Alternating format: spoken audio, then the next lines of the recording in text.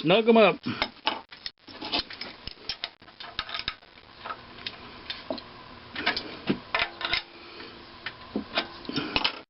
And I already got that one. That's well, that's the way it was. That's the way this engine came from the factory. And this bolt down here, you just tighten it, leave a little extra room right there. And then the pinch bolt, and I do have a washer on there, and this works really good if you're going to paint the engine, is to use that washer there, and you won't have any paint on those mating surfaces. But just tighten that up with equal tension. Now what I'll do now is let's get some thinner and go around and remove all of that squozzed out sealer. And well, we've just installed a side cover. It's good to go. Now let's clean up that Permatex right there.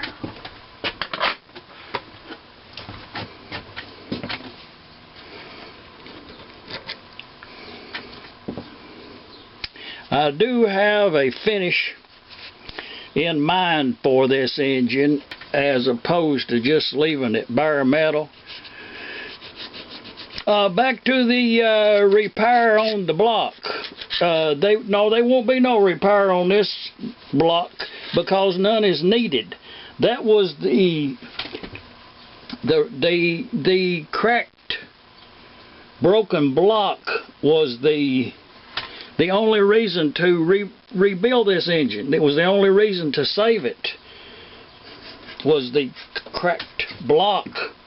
If I weld it up and fix it to where you would never know it had been cracked, then all of that would be lost. The beauty of that crack, the character was the reason to save it, so there would be no reason to take that away from the engine. So I'm going to go ahead and remove this gasket sealer with a little thinner. Now we'll get back to this. I'm going to, before I call it a day, I am going to, I'll show you. Let's just go ahead and do it. What I was talking about, just a little bit of sealer, a little bit of gasket. See that? That's all. Just make you one circle around there. The bearing with the no hole goes to the bottom. Just a wipe around to make a circle, and then put the bearing in there. Put them together, and I will slide the two thick shims between the two on each side, and then just snug the bolts down. It makes it easier when you're fitting up with the shims than to have that bearing fall out every time you take it loose. With the bearing in there, and the thick shim over there, and a thick shim over here, and the top half, and a bolt.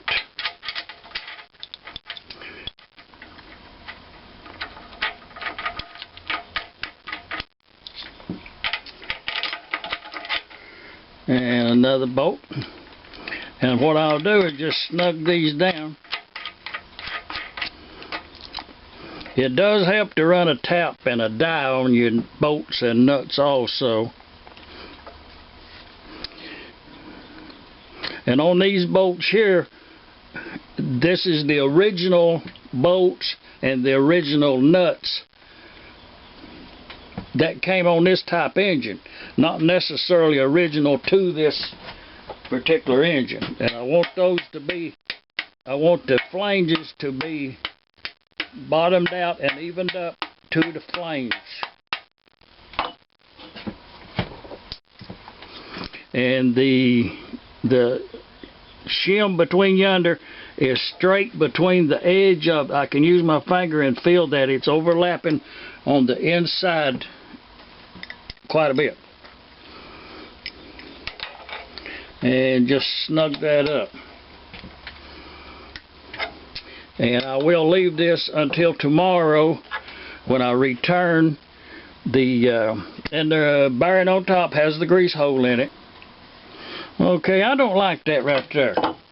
So it don't feel right. So what I'm going to do, it's not right. It's at an angle. So just loosen them up, and it needs to be there. That set it right. You know, if something ain't right, now's the time to set it right. Oh yeah. Look down in that hole in there and confirm that the bearing spacer is that is overlapping both the top and the bottom half of this Babbitt bearing.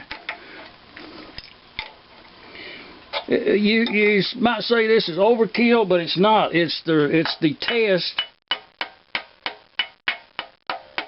that you're going to pass when the engine actually starts.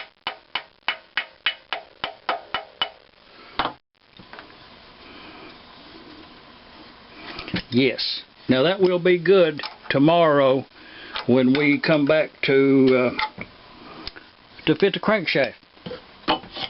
Yeah, I will do the other side identical to this. Probably should look up in that crankcase. And let's get a lamp and look up in there.